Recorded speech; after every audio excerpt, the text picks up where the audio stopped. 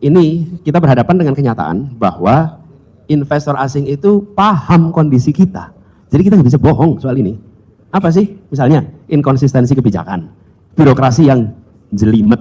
Itu nggak bisa kita presentasi dan bilang, oh our bureaucracy is working well. No. Mereka punya informasi yang lengkap. Kemudian kekakuan dan irregularitas antara pusat, provinsi, daerah. Kemudian praktek korupsi, faktanya masih terjadi kok. Kemudian kita bicara tentang infrastruktur pendukung yang masih lemah. Jadi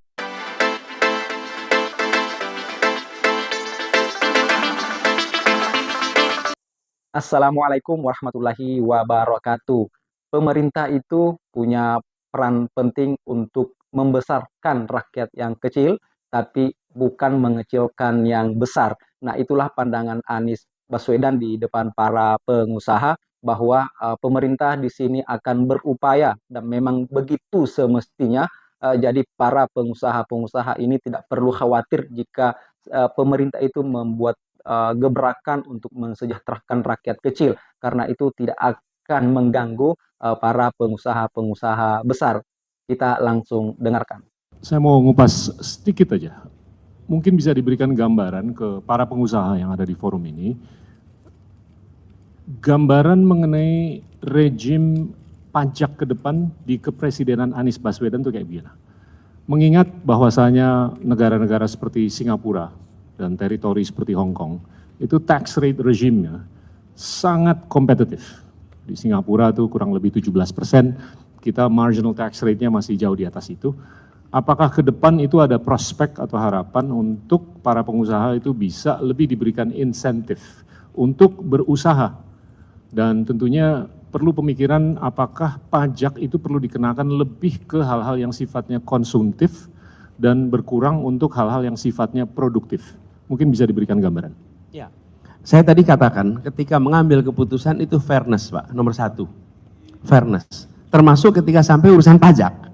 Pajak ini harus ada unsur fairness. Nah, kita berada di dalam situasi tidak bisa mengambil keputusan semata-mata hanya karena pertimbangan domestik saja.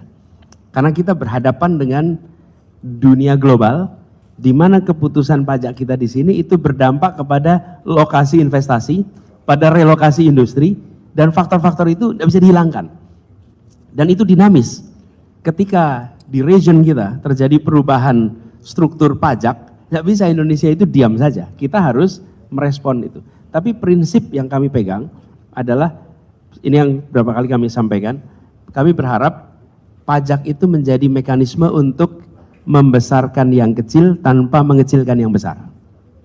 Jadi itu nomor satu. Dan kita berkeinginan pendekatan yang dibuat itu kolaboratif. Jadi bicara dengan relevant stakeholders. Kami lebih cenderung tentu pada aktivitas-aktivitas sosial itu dikurangi beban pajaknya. Justru mereka harus dibebaskan. Bayangkan YPAC ngurusin anak-anak cacat itu harus bayar PBB puluhan juta per tahun. Sekolah, pendidikan, rumah para sejarawan di Jakarta, seluruh kegiatan itu sudah kita nolkan. Jadi mereka terkena pembebasan. Tapi di sisi lain, aktivitas produktif dikenai pajak yang harus proporsional sehingga tidak menjadi disinsentif untuk produktif. Lalu kegiatan konsumtif, apalagi konsumtif yang sifatnya mewah, di situ menjadi pajak yang lebih tinggi. Jadi prinsipnya fairness.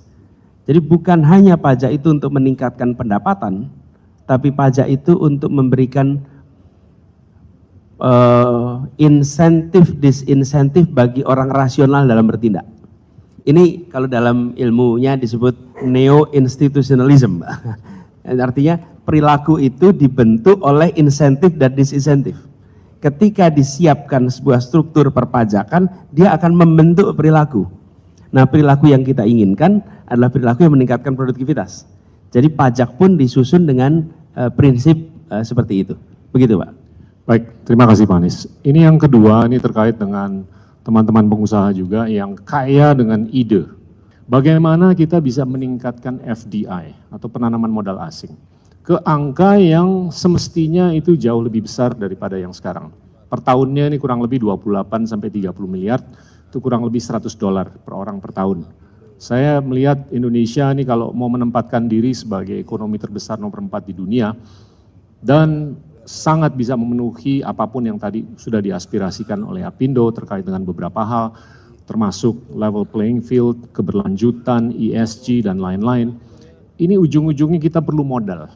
Nah ini bagaimana menurut Bapak sebagai nanti Presiden bisa mendatangkan modal dengan jumlah yang jauh lebih berarti daripada apa yang kita alami selama ini?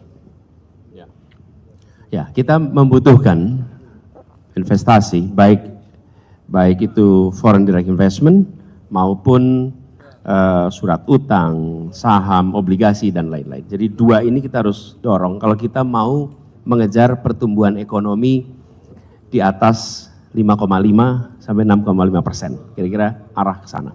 Nah, ini kita berhadapan dengan kenyataan bahwa investor asing itu paham kondisi kita. Jadi kita nggak bisa bohong soal ini.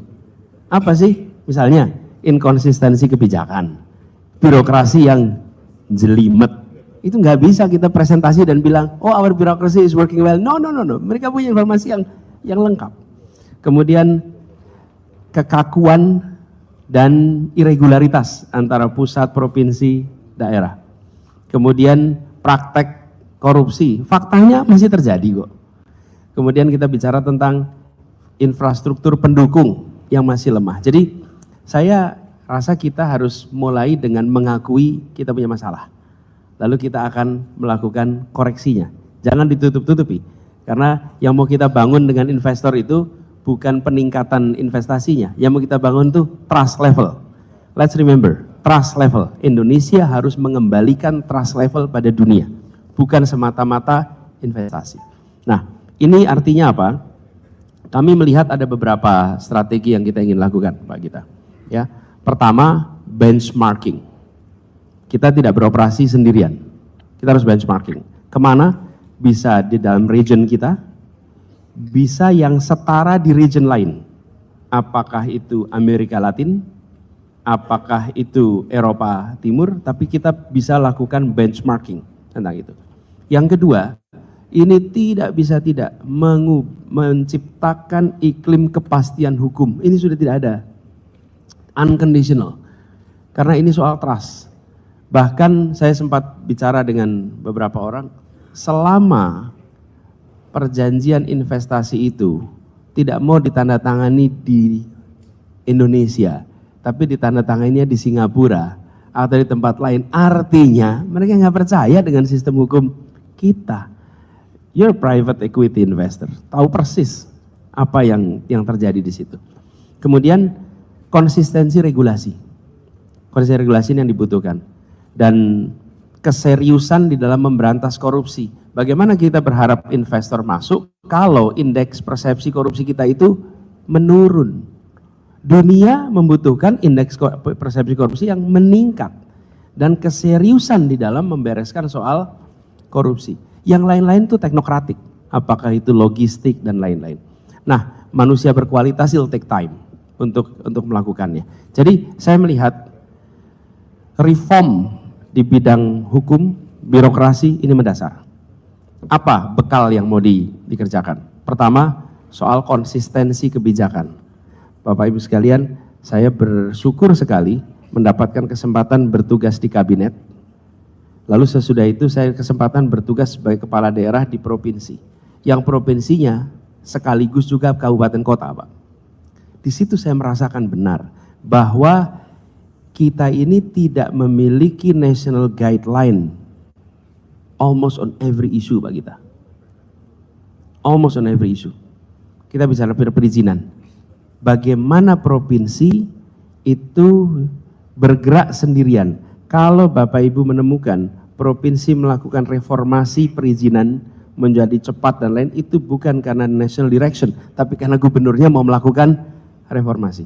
Kalau ada wilayah yang mau mengurusi ibu hamil, kesehatan ibu hamil, maka itu adalah wali kotanya, bupatinya peduli pada ibu hamil. Bukan karena ada national direction. Nah, saya melihat di dalam urusan kepastian itu, tidak bisa kita hanya buat komitmen di level pusat, tapi harus diturunkan sampai ke daerah dan ada national guideline-nya. Lalu mengenai konsistensi aturan di kita di level nasional, memang harus kita berencana membuat semacam clearing house atas aturan-aturan yang inkonsisten. Dengan siapa membuat clearing house-nya? Jangan dikerjakan sendirian. Undang pelaku usaha menunjukkan di mana inkonsistensi itu terjadi. Karena yang paling tahu inkonsistensi itu pelaku. Mereka yang merasakan. Jadi kalau tidak ada pelaku akan sulit itu. Dan kadang-kadang chicken and egg problem yang dirasakan oleh pelaku di lapangan. Kira-kira itu Pak Gita. Jadi kami melihat ada komitmen untuk memberikan kepastian hukum, memberikan predictability, maka menular itu ke bawah. Tapi kalau dari puncak tidak ada pesan soal kepastian hukum itu, sulit sekali di tengah itu menjalankannya. Jadi menurut saya itu yang harus kita kerjakan. Pemerintah, rakyat, dan juga para pengusaha memang harus saling berkolaborasi untuk mengangkat harkat dan juga kedaulatan bangsa Indonesia. Di sini pemerintah hadir untuk mengkoordinir bagaimana jalannya pemerintahan, mengelola, memberikan porsi di bidang masing-masing, dan pada intinya terwujud cita-cita kemerdekaan seperti yang diinginkan oleh para pendiri bangsa kita, yaitu keadilan sosial bagi seluruh rakyat Indonesia. Dalam konteks ini termasuk dengan mengangkat kesejahteraan rakyat kecil, dan di sini harus dilibatkan pemerintah, tidak bisa berdiri sendiri, harus melibatkan para pengusaha-pengusaha, dan dalam gagasan pemikiran Pak Anies di depan para pengusaha itu hadir bagaimana menggerakkan, bagaimana menghadirkan para pengusaha ini untuk nyata memberikan kontribusi bagi rakyat Indonesia ini. Dan Pak Anies selalu memberikan ide-ide yang brilian, dan kita saksikan tadi bagaimana para pengusaha lokal Indonesia ini begitu kagum, begitu terkesima mendengarkan pandangan-pandangan Pak Anies. Apalagi Pak Anies mengatakan bahwa pengusaha Indonesia jangan berhenti bangga jika menjadi pengusaha sukses sekalipun di dalam negeri. Pengusaha Indonesia harus mampu membawa semangat di tingkat global, terkenal di dalam negeri, tapi juga punya link-link channel-channel para pengusaha di dunia global. Dan itulah yang diinginkan oleh Pak Anies Baswedan, dan pada intinya, pada akhirnya seluruh usaha-usaha para pengusaha Indonesia ini harus memberikan titik akhir, yaitu untuk meningkatkan kesejahteraan sosial bagi rakyat Indonesia. Nah, disinilah pemerintah harus hadir untuk memfasilitasi itu. Dan saya kira pandangan-pandangan Pak Anies dalam hal ini di depan para pengusaha ini sangat menarik, dan tidak salah kiranya jika pemerintah hari ini dan juga para menteri-menteri dan juga para kepala daerah bisa mengambil ide-ide gagasan dari Pak Anies ini, karena kita semua punya semangat yang sama, punya tujuan yang sama. Di samping persatuan adalah juga ada keadilan. Sementara persatuan itu akan sulit kita capai jika tidak ada keadilan, jika kesenjangan antara miskin dan orang kaya itu gapnya, jaraknya sangat jauh sekali, maka itu sangat sulit untuk kita bisa menghadirkan persatuan di tengah-tengah kehidupan berbangsa dan bernegara. Demikianlah apa yang sudah disampaikan oleh Pak Anies Baswedan. Sekian, terima kasih.